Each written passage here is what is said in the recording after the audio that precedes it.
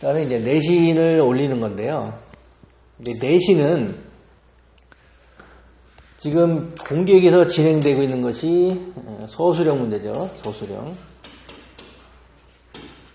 그다음에 중간고사. 중간고사, 기말고사 이런 것을 폐지하는 것. 이런 것들이 다 정부에서 하는 일들이 공교육만 가지고도 그 교육을 공교육만으로도 충분히 그 교육을 할 수 있다라는 것을 보여주는 정책이라고 봅니다. 그러니까 사교육을 발 못 붙이기 위해서 사교육을 점점 압박하는 정책 중에 하나겠죠. 이런 것들이. 근데 결정적으로는 이런 것보다 그 내신 시장 학원이 하는 역할이 점수를 많이 올리기 위해서 프랙티스를 시키고 연습을 시키고 하는 이런 과정들인데 이제 그것을 무의미하게 만들 수 있는 이 도구가 바로 지금 정부에서 2015년까지 진행되고 있는 디지털 교과서입니다. 이 디지털 교과서에 대해서는 설명할 것들이 많지만 이제 이 안에 그 학생 기록이 다 저장이 돼서 점수로서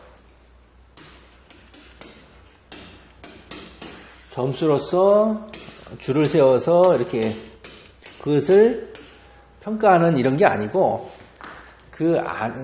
디지털 교과서 안에서 이루어지는 학습 수행 과정을 기록에 남김으로 해서 대학에서 보면 이 학생이 초등학교 때, 중학교 때, 고등학교 때 어떻게 학습을 하고 이것을 어떻게 접근했는지를 알 수가 있으니까 일종의 그 점수에서 어떤 평가 과정을 볼 수 있는 이런 것이 그 학교에서 이루어지고 이것을 바탕으로 해서 대학에서 이제 대학 선발의 기준이 된다고 하면 점수를 올리기 위해서 그리고 점수를 관리하면서 살아남았던 사교육 시장이 어떻게 될지는 장담할 수 없다고 생각합니다. 그래서 여기에 맞춰서 물론 또 변신을 하겠죠. 예. 그 다음에 이제 제 개인적인 생각인데요. 이거는 대학을 지금 서울대하고 방통대 이걸 합쳐서 새로운 개념의 대학이 만들어질 가능성이 있습니다. 물론 시간이 걸리고 정치권에서 결단을 해야 되고 여러 가지 부작용이 있지만 국가 교육의 장래를 위해서는 세계적 수준의 이런 게 대두되는 이유가 미래학자들이 30년 후에는 세계 5개 대학이 전 세계의 교육을 담당하게 될 것이다라는 그런 게 나오고 있습니다. 예를 들어서 하버드의 생물학과에 노벨 수상자들이 30명이 있어서 거기서 커리와 또 온라인 교육과 이런 것들을 다 해서 진행을 하고 각 나라에 있는 대학들은 이것을 관리하고 거기서 못하는 것을 오프라인에서 해결해 준다든지 이렇게 연동이 돼버리면 실제로 그런 가능성도 있습니다.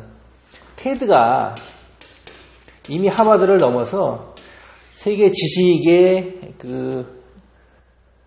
지식의 수준과 그 다음에 지식 시장을 이끌고 있는 것과 마찬가지로 어떻게 변할지 모릅니다.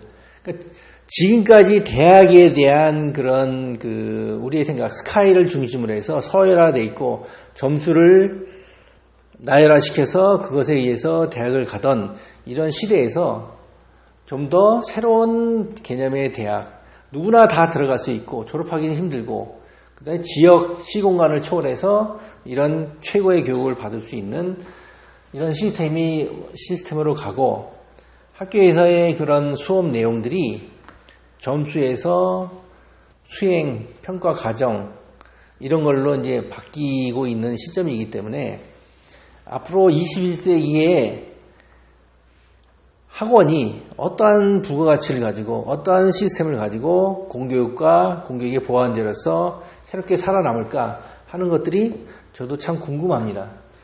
지금 당장 이제 공부방이 공부방에 대한 그 법률 개정을 통해서 규제를 하게 될 텐데요. 공부방 그렇게 되면 이 이후로 진행되는 공부방의 모습도 어떻게 될지 궁금하고, 그래서 결국은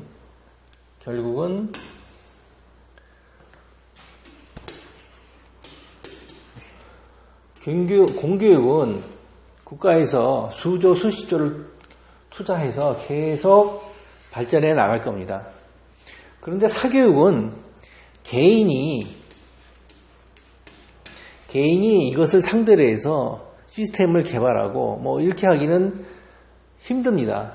개인이 공교육을 상대할 수가 없기 때문에 여러 이런 노하우를 가진 기업이나 또는 이 개인들이 나름대로 힘을 합쳐서 새로운 시스템을 도입을 하고 서로 공유를 하고 자료를 공유하고 노하우를 공유하고 이렇게 되지 않으면 공부방에서 선생님이 이런